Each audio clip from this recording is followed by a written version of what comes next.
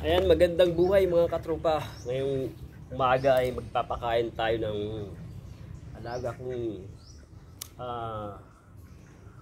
pato.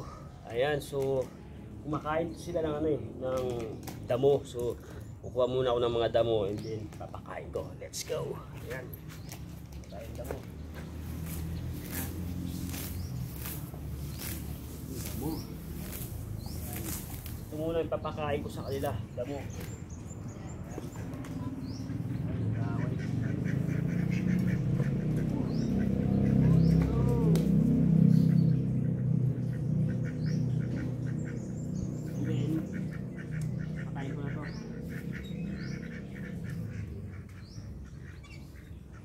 Sila mga katropa.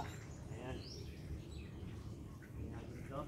Then kuha pa tayo ng ibang damo. Ayan. Para makakain sila. Ayan. Ito yung alaga kong pusa. Ayan.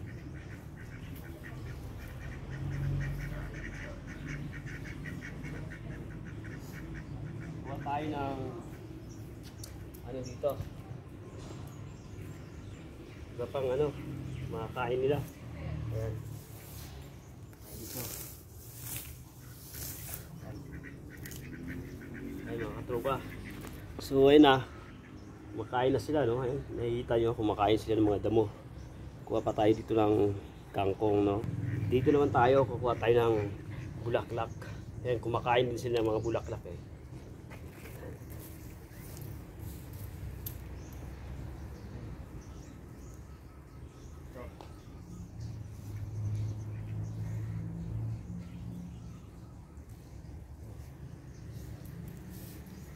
So, nakita nyo bulaklak, kumakain din sila ng bulaklak eh. Wata. Ayan, lagay natin.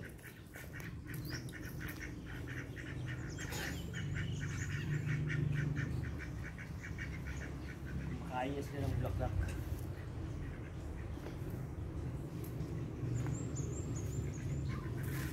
Ayan. So ito yung alaga ko, no? Mga katropa. Ayan, malaki na, oh. Malaki na nila. Yung mga after 1 month, ano na to? Mangingitlog na to. Yung kulay itim, ano yan, lalaki. Yung kulay, siya, brown, babae yan. So, mga after